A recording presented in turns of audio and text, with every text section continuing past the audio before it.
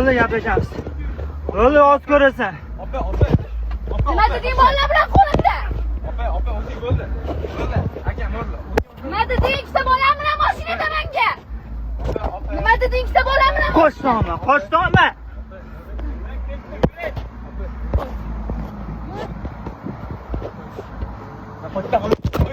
Bu videoda oxirigacha ko'rgan bo'lsanglar, to'g'risi bularga nisbatan meni shaxsiy adovatim ham yo'q, shaxsiy fikrim ham yo'q. Chunki bu ikkalovi ham o'zbek.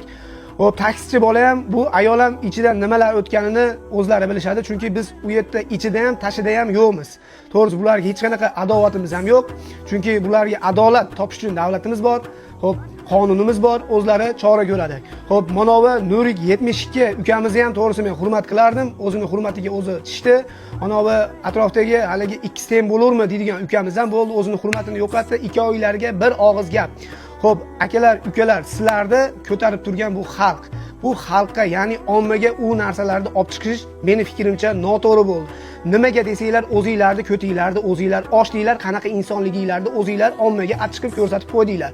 Xo'p, nima demoqchiman? Ana bu shofir, ya'ni shofyor ukamizga ham ukamisiz, akamisiz, siz endi bularning orqasidan hech qanaqa chora ko'rmang, chunki Alloh kifoya qilsin, Allohga sop qo'ying.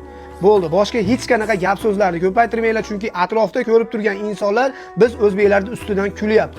Ko'ti bilan kulyapti. U darajada biz bo'ladigan bo'lsak, hech qachon biz ko'karmaymiz. Hech qachon ko'karmaymiz. Shuni unutmaylik. Bu videoga bitta like bosib, kommentda fikringizni yozib qoldiringlar.